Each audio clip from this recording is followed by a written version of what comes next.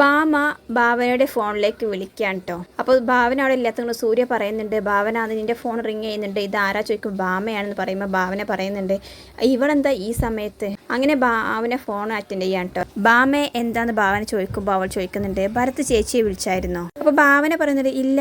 നീ എന്താ അങ്ങനെ ചോദിച്ചോ, അവിടെ എന്തേ പ്രശ്നമുണ്ടോ? പ്രശ്നങ്ങളൊന്നുമില്ല ചേച്ചി, ഒരു വിശേഷം ഉണ്ടായിരുന്നു. ഭാമ പറയുമ്പോൾ എന്താണ് വിശേഷം എന്ന് ഭാവന ചോദിക്കുകയാണ്. ഭരത്തിന് ഇന്റർവ്യൂവിനുള്ള കാർഡ് വന്നു എന്ന് പറയാട്ടോ.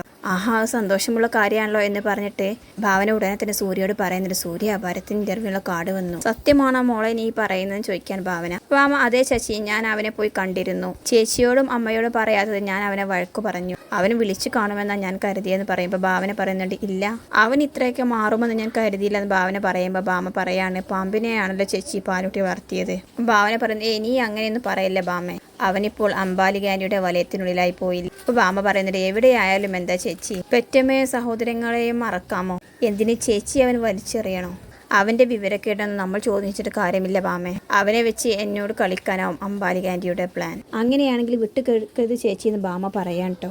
എന്തായാലും നീ ഫോൺ വെക്കി, എന്ത് ചെയ്യണമെന്ന് ഞാൻ ആലോചിക്കട്ടെ എന്ന് പറഞ്ഞിട്ട് ഭാവന ഫോൺ കട്ട് ചെയ്യാണ്. ശേഷം വളരെ വിഷമത്തിലെ ഭാവന പറയുന്നുണ്ട്, ഞാൻ എന്ത് പാപം ചെയ്തിട്ടാണ് സൂര്യദേവൻ എന്നെ ഇങ്ങനെ വിഷമിപ്പിക്കുന്നത്? അപ്പോൾ സൂര്യ പറയുന്നുണ്ട്, അവന്റെ അറിവില്ലായ്മ കൊണ്ടല്ലേ ഭാവന, താൻ സമാധാനപ്പെട്, അവൻ തീർച്ചയായും തിരിച്ചു വരും. തന്നെ ഇനിയും അവന് മനസ്സിലായിട്ടില്ല, അതുകൊണ്ട് അവൻ ഇങ്ങനെ ചെയ്യുന്നത്. എല്ലാം അംബാലികാന്റിയാണ് അവനെ കൊണ്ട് ചെയ്യിപ്പിക്കുന്നത്. എൻ്റെ കാലിൽ വീണ് അനുഗ്രഹം വാങ്ങിച്ചിട്ടാണ് അന്ന് അവൻ മെഡിക്കലിന് പോയത്. എന്നിട്ട് എന്താ ഇപ്പോൾ ഇവൻ എന്നോട് പറയാതിരുന്നത്? ആർക്കും ഇപ്പോൾ എന്നെ വേണ്ട എന്ന് പറഞ്ഞിട്ട് ഭാവന സങ്കടപ്പെടുകയാണ്. അപ്പോൾ സൂര്യ ആശ്വസിപ്പിക്കുന്നത്, എന്താ ഭാവന നീ ഇങ്ങനെ, എല്ലാവർക്കും നിന്നെ വേണം. നീ ഒന്ന് ആലോചിച്ച് നോക്കി, നമ്മളെ തമ്മിൽ ഏറ്റവും കൂടുതൽ അകറ്റാൻ നോക്കിയതാരാ? എൻ്റെ അമ്മയല്ലേ? എന്നിട്ട് എൻ്റെ അമ്മ തന്നെയല്ലേ ഇരു കൈ നീട്ടി നമ്മളെ സ്വീകരിച്ചത്? ഇങ്ങനെ സൂര്യ പറയുമ്പോൾ ഭാവന പുച്ഛഭാവത്തിൽ ചിരിക്കുകയാണ് കേട്ടോ. എന്നിട്ട് തലയാട്ടം. പിന്നീട് തന്നെ പെട്ടെന്ന് അവൾക്കൊരു ബോധം വരിക. അപ്പോൾ ഇതെല്ലാം ശ്രദ്ധിച്ച് സൂര്യ ചോദിക്കാൻ, ഞാനിങ്ങനെ പറഞ്ഞപ്പോൾ താനെന്തിനാ ഇങ്ങനെ പുച്ഛഭാവത്തിൽ തലയാട്ടുന്നത്? പറ, സീരിയസ് ആയിട്ട് എന്തോ കാര്യമുണ്ട്, എന്താണതെന്ന് ചോദിക്കുകയാണ്. ഭാവന ഒന്നുമില്ല എന്ന് പറഞ്ഞ് ഒഴിഞ്ഞു മാറാൻ ശ്രമിക്കുന്നുണ്ട് കേട്ടോ. സൂര്യ ആണെങ്കിലോ പിന്നാലെ വന്നിട്ട് എന്താ കാര്യം പറ. അപ്പൊ ഭാവന, ഒന്നുമില്ല സൂര്യ, ഞാൻ എൻ്റെ തലവിധി ആലോചിച്ചിട്ട് ചിരിച്ചതാണ്. അപ്പോൾ സൂര്യ വിടാനുള്ള ലക്ഷണമില്ല. അവൻ്റെ പിന്നാലെ ചെന്നിട്ട് പറയാണ്, ഭാവനയുടെ കൈ പിടിച്ചിട്ട് സൂര്യയുടെ തലയിൽ വെക്കാൻ കേട്ടോ. എന്നാൽ സത്യം ചെയ്യ്, വെറുതെയാണ് ചിരിച്ചതെന്ന്. ഭാവന ആകെ ആശയക്കുഴപ്പത്തിലാവാൻ. എന്നിട്ട് പെട്ടെന്ന് തന്നെ സൂര്യയുടെ തലയിൽ നിന്നും കൈ വലിച്ചു മാറ്റാൻ. എന്നിട്ട് കുറച്ച് മുന്നോട്ട് പോയിട്ട് തലയ്ക്ക് കൈ വെച്ച് കരയാണ് കേട്ടോ അവള്. സൂര്യ പിന്നാലെ വന്നിട്ട് പറയും, ഭാവന നീ എന്താണെങ്കിലും പറ, നീ എന്തിനാണ് നേരത്തെ ചിരിച്ചത്? അപ്പോൾ ഭാവന പറയുന്നു, സൂര്യ സോറി, നീ എന്നോട് ക്ഷമിക്കും, അതെനിക്കിപ്പോൾ നിന്നോട് പറയാൻ പറ്റില്ല. താൻ പറഞ്ഞേ പറ്റൂ. ഇങ്ങനെ വാശി പിടിക്കാൻ കേട്ടോ സൂര്യ. ഇല്ലെങ്കിൽ ഞാൻ ഈ നിമിഷം ഇവിടെ നിന്നും ഇറങ്ങിപ്പോവും, സത്യം പറ എന്ന് വീണ്ടും ഭാവനോട് പറയാണ്. തനിക്കെന്തോ എന്നോട് പറയാനുണ്ട് എന്ന് സൂര്യ പറയുമ്പോൾ അവസാനം ഭാവന നിവർത്തിക്കാരോട് പറയാണ്, സൂര്യ ഒക്കെ ഞാൻ പറയാം, പക്ഷേ ഇത് കാരണം നീ ഒരു പ്രശ്നം ഇവിടെ ഉണ്ടാക്കരുതെന്ന് പറയുമ്പോൾ സൂര്യ സമ്മതിക്കുകയാണ്. ആദ്യം നീ കാര്യം പറ എന്ന് സൂര്യ പറയാണ്. അപ്പോൾ ഭാവന പറയുന്നുണ്ട്, നമ്മുടെ കല്യാണത്തിൽ നിന്നും ഞാൻ എന്തുകൊണ്ടാണ് പിന്മാറിയതെന്ന് സൂര്യക്കറിയോ? സൂര്യ ഒരിക്കലും പ്രതീക്ഷിക്കാത്തൊരു സംഭവം ഈ വീട്ടിൽ നടന്നിട്ടുണ്ട് എന്ന് പറഞ്ഞിട്ട് അവൾ കാര്യങ്ങളൊക്കെ പറഞ്ഞു കൊടുക്കാണ്ട് സൂര്യക്ക്. എല്ലാത്തിനും ഒടുവിൽ ഭാവന പറയുന്നുണ്ട്, ഹോസ്പിറ്റലിൽ വെച്ച് ഞാൻ തിരുമാനിയെ കണ്ടിട്ടില്ലായിരുന്നെങ്കിൽ ഒരിക്കലും ഞാൻ ആ സത്യം അറിയില്ലായിരുന്നു. സൂര്യയാണെങ്കിൽ ഇതെല്ലാം കേട്ട് കണ്ണുകളാകെ ദേഷ്യം ഇരച്ചു കയറി ടോപ്പിൽ നിൽക്കുകയാണ്. എന്നിട്ട് ചോദിക്കുന്നുണ്ട്, അപ്പോൾ എൻ്റെ അമ്മ? അതെ, ആൻറ്റിയാണ് എല്ലാം പറഞ്ഞു കൊടുത്തതും ചെയ്യിപ്പിച്ചതും.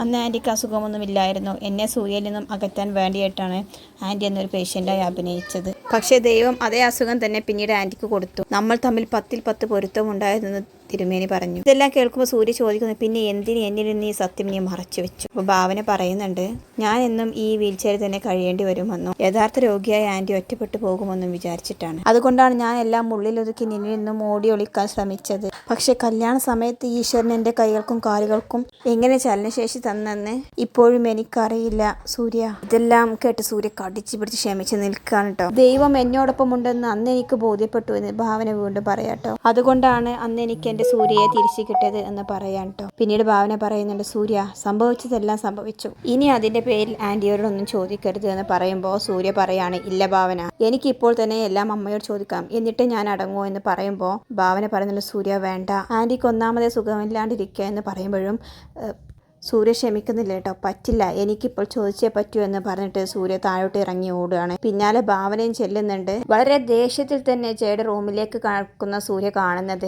ജയ പനിച്ചു വിറച്ച് കട്ടിൽ കിടക്കുന്നതാണ്. തൊട്ടടുത്ത് ദേവനെ തുണിയൊക്കെ നനച്ച് നെറ്റിയിൽ വെച്ച് കൊടുക്കുന്നുണ്ട്. എന്നിട്ട് പുതച്ചൊക്കെ കൊടുക്കുകയാണ്. ഇതെല്ലാം കണ്ട സൂര്യ പെട്ടെന്ന് തന്നെ യാഥാർത്ഥ്യത്തിലേക്ക് തിരിച്ചു വന്ന പോലെ എല്ലാം ശാന്തമാകുകയാണ്. പിന്നാലെ തന്നെ ഭാവനയും ഓടിയെത്തിയിട്ടുണ്ട് കേട്ടോ. അപ്പോൾ സൂര്യ അകത്തേക്ക് കയറിയിട്ട് ചോദിക്കും, എന്താ പറ്റിയത്? അപ്പോൾ ദേവൻ പറയുന്നുണ്ട്, അറിയില്ല, ഇന്നലെ രാത്രി ഇങ്ങനെ വിറയൽ വന്നു, ഇപ്പോഴും വിറയൽ കുറയുന്നില്ല, നല്ല പനിയുമുണ്ട് എന്ന് പറയാം കേട്ടോ. അപ്പോൾ ഭാവന മുന്നോട്ട് വന്നിട്ട് ആൻറ്റി എന്ന് വിളിച്ചിട്ട് അവരെ തൊട്ട് നോക്കാൻ. എന്നിട്ട് സൂര്യയോട് പറയുന്നുണ്ട്, സൂര്യ ഡൈനിങ് ടേബിൾ ചുടുവെള്ളം ഇരിപ്പുണ്ട്, ഒന്ന് കൊണ്ടുപോകാന്ന് പറയാട്ടോ. അങ്ങനെ സൂര്യ അത് എടുക്കാൻ വേണ്ടി പോവാണ്. എന്നിട്ട് ജയയെ ആശ്വസിപ്പിക്കുന്നുണ്ട്, സാരമില്ല ആൻറ്റി, ഇപ്പോൾ കുറയും. എന്നിട്ട് ദേവനോട് മെഡിസിൻ ബോക്സ് എടുക്കാൻ പറയാട്ടോ. ശേഷം ഭാവന ജയയുടെ കയ്യിലും കാലിലൊക്കെ നന്നായിട്ട് തിരുമ്മി കൊടുക്കുന്നുണ്ട്. എന്നിട്ട് എഴുന്നേൽപ്പിച്ചിരുത്തിയിട്ട് മരുന്ന് കൊടുക്കാൻ കേട്ടോ. അപ്പോൾ ദേവൻ ചോദിക്കും, എന്താ മോളെ ഇങ്ങനെ വരാൻ കാരണം പെട്ടെന്ന്? ഭാവന പറയുന്നുണ്ട്, പുറമേ കാണുന്നത് പോലെയല്ല അങ്കിൾ ആൻറ്റിയുടെ ഉള്ളിലെ ബോഡിയുടെ അവസ്ഥ. കാലാവസ്ഥ മാറുമ്പോൾ അതിനനുസരിച്ച് മാറ്റവും വരും. ഇപ്പോൾ മഴക്കാലമല്ലേ, ചെറിയ തണുപ്പ് പോലും താങ്ങാനുള്ള ഇമ്മ്യൂണിറ്റി പവർ ഉണ്ടാകില്ല. നമ്മളൊന്ന് ശ്രദ്ധിച്ചാൽ മതി, കഴിയുന്നതും ആൻറ്റി ഒറ്റയ്ക്ക് ഇരിക്കാൻ അനുവദിക്കരുത്. ഇങ്ങനെയൊക്കെ ദേവനോട് പറയുന്നുണ്ട് കേട്ടോ. എല്ലാത്തിനും കൂടി സൂര്യ ചോദിക്കണം, നമുക്ക് ഡോക്ടറെ കാണിച്ചാലും ചോദിക്കുമ്പോൾ ഭാവന പറയും, വേണ്ട, അതിൻ്റെ ഒന്നും ആവശ്യമില്ല. അപ്പോൾ ജയ പറയുന്നുണ്ട്, ഞാൻ കരുതി ഇന്നത്തോടെ എല്ലാം തീർന്നുവെന്ന്. അപ്പോൾ ഭാവന പറഞ്ഞു, ആൻറ്റി ഇങ്ങനെ വിഷമിക്കണം, ഇതൊക്കെ ഒരു അസുഖവും ഇല്ലാത്തവർക്കും വരാവുന്നതേ ഉള്ളൂ. ഞാനും വല്ലാതെ പേടിച്ചു പോയി അങ്കിളെ എന്ന് പറയുന്നുണ്ട്. പിന്നീട് ജയയോട് പറയുന്നുണ്ട്, ആൻറ്റി നന്നായിട്ട് ഉറങ്ങിക്കോ, ഉറങ്ങി എണീക്കുമ്പോൾ എല്ലാം മാറും. എന്നിട്ട് ഭാവന സൂര്യയെ വിളിച്ചുകൊണ്ട് മുറിയിലേക്ക് വരികയാണ് കേട്ടോ. എന്നിട്ട് റൂമിൽ കൊണ്ടിരുത്തിയതിനു ശേഷം സൂര്യയോട് പറയുന്നുണ്ട്, കണ്ടില്ല സൂര്യ എത്ര ദേഷ്യത്തോടെയാണ് ഇപ്പോൾ അങ്ങോട്ടേക്ക് പോയത്. എന്നിട്ട് ചോദിക്കാൻ പറ്റിയോ? ഇല്ലല്ലോ, ഇവിടെയാണ് ഈശ്വരനുണ്ടെന്ന് നമുക്ക് 100% ബോധ്യമാകുന്നത്. ഇപ്പോൾ സൂര്യ ആൻറ്റിയോട് ഈ വിവരങ്ങളും ചോദിച്ചിരുന്നെങ്കിൽ എന്താ സംഭവിക്കാമെന്ന് ഈശ്വരന് മാത്രമേ അറിയുള്ളൂ. ഒരുപക്ഷെ അമ്മയും മകനുമായിട്ടുള്ള ബന്ധം തന്നെ എന്നേക്കുമായി നഷ്ടപ്പെടും.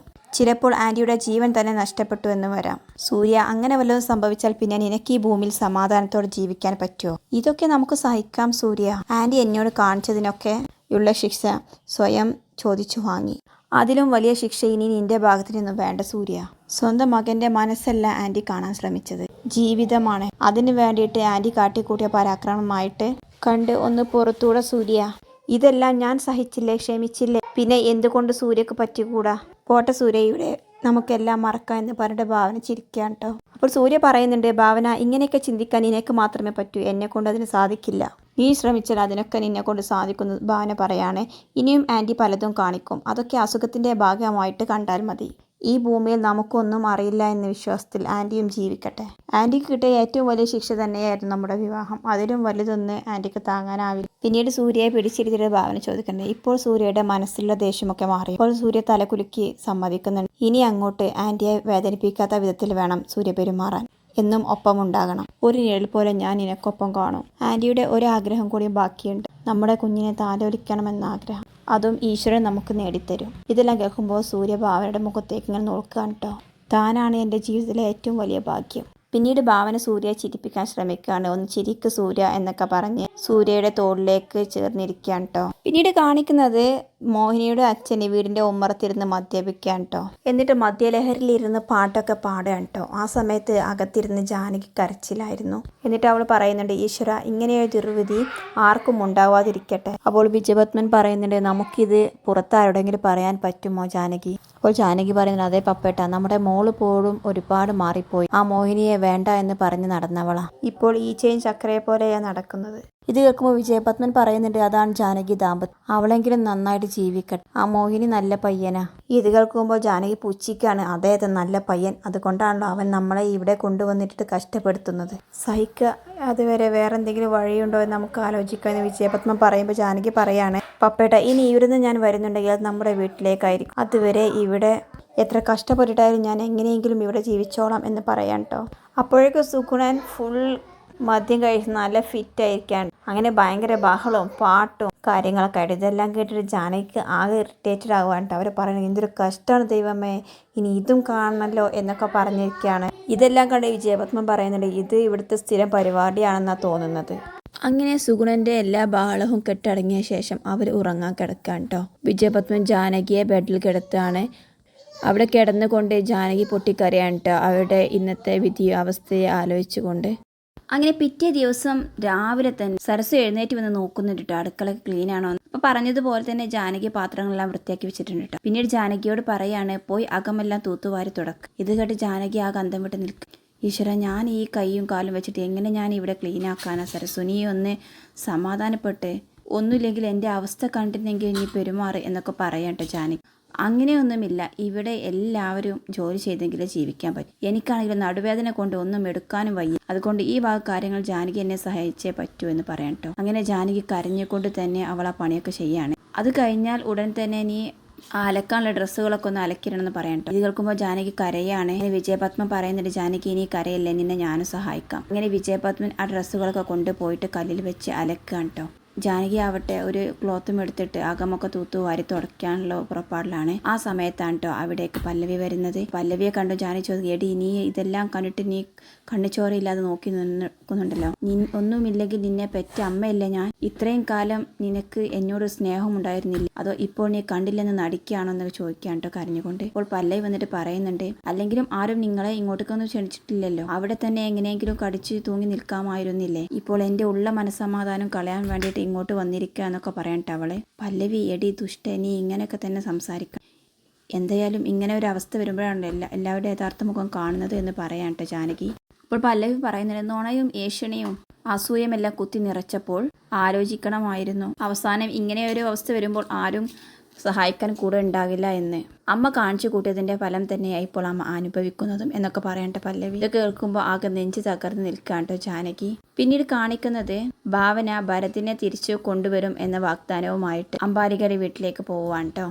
ഭാവനയുടെ കൂടെ അഭയവും ഉണ്ടായിരുന്നു കേട്ടോ. അഭയവും മനസ്സിൽ വിചാരിച്ചിരുന്നു, ഒന്ന് ഭരതിനെ കണ്ട് സംസാരിക്കണം, അങ്ങനെയെങ്കിലും അവന് അമ്മൻ്റെ യഥാർത്ഥ മുഖം മനസ്സിലാക്കി ഭാവനശ്ശിയോട് അല്പം കരുണ കാണിക്കട്ടെ എന്ന് അവൻ വിചാരിച്ചിരുന്നു. പക്ഷേ അന്ന് അച്ഛൻ തടഞ്ഞത് കൊണ്ട് മാത്രമാണ് കേട്ടോ അവൻ നിന്നത്. ഇപ്പോൾ ഭാവനയുടെ കൂടെ അവനും പോവുകയാണ്. എന്തെങ്കിലും ഒന്ന് ഭരതിനെ കണ്ട് സംസാരിച്ചെങ്കിൽ എനിക്കും സമാധാനം കിട്ടുമെന്ന് കേട്ടോ. ഇങ്ങനെ ഭാവനയും അഭയും അവിടെ ചെന്ന് കയറുമ്പോൾ കാണുന്ന കാഴ്ച, ഭരത് അംബാലികയുടെ കാലിൽ തൊട്ട് വണങ്ങി അനുഗ്രഹമൊക്കെ വാങ്ങിച്ചിട്ട് ഇന്റർവ്യൂവിന് പോകാൻ റെഡിയായി നിൽക്കുന്നതായിരുന്നു കേട്ടോ. ഇത് കണ്ടത് ഭാവന ആകെ ഷോക്കായി നിൽക്കണ്ട. ഭരതേ, നീ ഇത്രയും തരം താഴ്ന്നോടാ? കഴിഞ്ഞതെല്ലാം നിനക്ക് എങ്ങനെ ഇത്ര പെട്ടെന്ന് മറന്നു കളയാൻ കഴിയുന്നു? എങ്ങനെയൊക്കെ ഇവർ നിന്നെ ദ്രോഹിച്ചിട്ടുണ്ട്. ഇപ്പോൾ നിനക്ക് ഇങ്ങനെ ഒരു അവസ്ഥ വന്നപ്പോൾ അവർ ഏറെ ആഹ്ലാദിക്കുക. അവർ നേരത്തെ അറിഞ്ഞുകൊണ്ട് തന്നെയാണ് നിന്നെ ഇങ്ങോട്ടേ കൊണ്ടുവന്നത്. എണീക്കട അവിടെ നിന്ന് പറയാൻ കേട്ടോ. കേൾക്കുമ്പോൾ ഭരത് ഷോക്കായിട്ട് എണീറ്റ് നിൽക്കുകയാണ്. നിങ്ങളാരാ ഇപ്പോൾ ഇങ്ങോട്ടേക്ക് വിളിച്ചത്? ബാബി പറയുന്നുണ്ട്, നീ ഈ കാല് തൊട്ടിട്ടാണ് അനുഗ്രഹം വാങ്ങിച്ച് ഇന്ന് ഇന്റർവ്യൂവിന് പോവേണ്ടത്, അല്ലാതെ എൻ്റെ അമ്മയുടെ കാല് തൊട്ടിട്ടല്ല എന്ന് പറയാണ്. അതിന് നിനക്ക് നാശമേ വരുത്തുള്ളൂ എന്നൊക്കെ പറയാം. ഞാൻ എനിക്ക് ഇഷ്ടമുള്ളത് പോലെ ചെയ്യും. അതിനെനിക്ക് ആരുടെ ഉപദേശമൊന്നും വേണ്ട. ഇപ്പോൾ എനിക്ക് ഈ ആൻറ്റിയാണ് എല്ലാം, അതുകൊണ്ട് തന്നെ എനിക്ക് ഇവരുടെ അനുഗ്രഹം ധാരാളമാണ് എന്നൊക്കെ പറയാൻ കേട്ടോ. ഇത് കേട്ടത് ഭാവന ആകെ ദേഷ്യം വന്നിട്ട് ആ ലെറ്റർ അവൻ്റെ കയ്യിൽ നിന്ന് പിടിച്ചു വാങ്ങാൻ കേട്ടോ. എന്നിട്ട് അത് കീറാനായിട്ട് ഒരുങ്ങിയിട്ട് ഭരതനോട് പറയുന്നുണ്ട്, ഈ ജോലി നിനക്ക് കഷ്ടപ്പെട്ട് വാങ്ങിത്തരാൻ ആർക്കാണോ കഴിയണമെങ്കിൽ അവർക്ക് തന്നെ നിന്നെ കൊണ്ടുപോകാനും കഴിയും എന്ന് പറയാൻ കേട്ടോ. അതുകൊണ്ട് ഇപ്പോൾ ഞാൻ പറയുന്നത് കേട്ടില്ലെങ്കിൽ ഞാൻ ഈ ലെറ്റർ ഈ നിമിഷം ഇവിടെ വെച്ച് കീറിക്കളയും. അതുകൊണ്ട് നല്ല രീതിയിൽ എൻ്റെ കൂടെ വന്നോണം എന്ന് പറയാൻ കേട്ടോ. അങ്ങനെ ഭരത് ഭാവനച്ചി അത് കീറല്ലേ എന്ന് പറയാണ്. ഇതെന്റെ സ്വപ്നമാണ് എന്നൊക്കെ പറയുമ്പോൾ ഭാവന പറയുന്നു, അതേടാ ഇതെല്ലാവരുടെയും സ്വപ്നമാണ്, നിന്റെ മാത്രമല്ല. ഇങ്ങനെ നീ വഴിക്കുക. അങ്ങനെ മനസ്സോടെ അവൻ ഭാവനയുടെ കൂടെ പോവാൻ കേട്ടോ. ഇതെല്ലാം കണ്ട് ആകെ ശോഭിച്ച് ദേഷ്യപ്പെട്ട് നിൽക്കാൻ കേട്ടോ അംബാലിക.